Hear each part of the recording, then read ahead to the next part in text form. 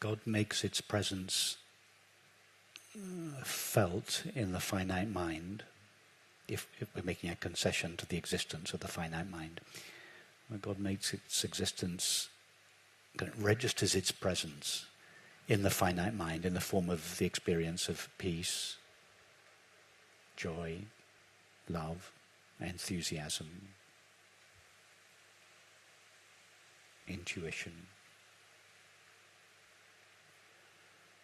These are experiences that the finite mind believes take place inside itself. So these are. This is the white paper in the painting appearing as the moon. So we as people tend to think that peace and happiness and joy and love are experiences that take place inside us as a person. No, they don't take place inside us. They are in your terminology, that they are the shining of God's presence seemingly inside the finite mind.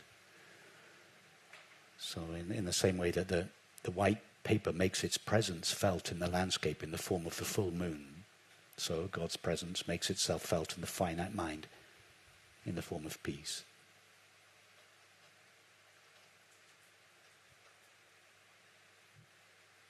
Okay, so all those stories about God actually talking to someone, we should translate that as the feeling of peace and intuition in an actual lived experience. Well, it's also possible that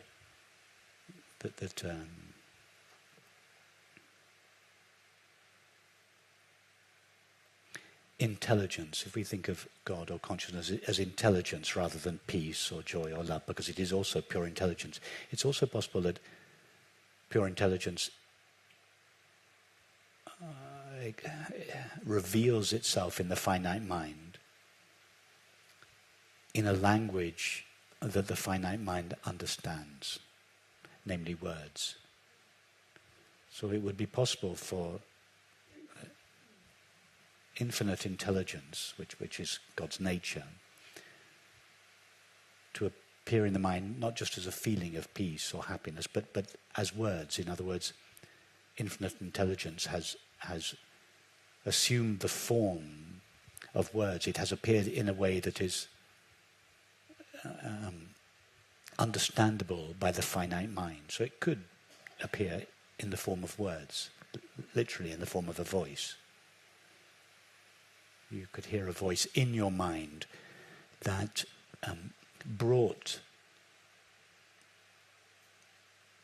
intelligence into your mind that comes from outside the narrow sphere of your mind. In other words, you have this intuition, or you even hear a voice that brings something new into your mind that your mind could never have thought of by itself if it only referred to its own internal content. You have this intuition, very occasionally in the form of a voice, that seems to bring knowledge or information from outside your finite mind into your finite mind, but in such a way that your finite mind can understand, in other words, words. So that's... there are some dreams, for instance, that are like this. I refer to them as luminous dreams. Dreams that are more than just the content of your own finite mind reappearing to itself. A dream sometimes brings knowledge into your finite mind of an intelligence that your finite mind doesn't normally have access to. So there's an intelligence outside your finite mind, inside infinite consciousness, of course, outside your finite mind that presents itself in your mind in the form of an image that gives your mind access to an intelligence that it doesn't normally have access to, in this case in the form of an image or a dream. Oh, that would be another way that intelligence or love shrinks itself into the finite mind to give the finite mind knowledge that it needs, that it doesn't normally have access to.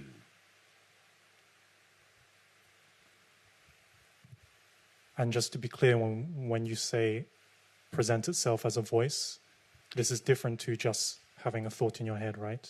You literally hear a voice that's not a thought producer. You could do. You could do. I'm just saying it would be possible. Some people, I'm sure many people here have had perhaps rare occasions in their life when they hear a voice in their mind, which isn't just their own thoughts, thinking, but it's almost as if somebody else has said something to them. It seems to be more than just the content of their own thoughts. We all hear our thoughts all the time, but sometimes there can be a voice in your head that is not just the voice in your mind, that is not just the voice of your own thoughts, that seems to come from somewhere that's outside your own thoughts. That would be what this kind of voice. It could happen. Has anyone here had an experience like that? Yes, you see plenty of people, exactly. It's not an experience that everyone has, but it's quite common. And you think, wow, where did that come from? I've never thought of that before. That wasn't just a continuation of my own thought process. That was an intervention of some intelligence into my mind that came from beyond my mind, but that it gave my mind essential information that it needs now. It's inspiration. That is, in religious language, God speaking to you. Infinite intelligence infiltrating the finite mind on its own terms in order to give it some essential information that it needs at that time. In a religious context, you could call that God speaking to you. Infinite intelligence, assuming the form of your finite mind.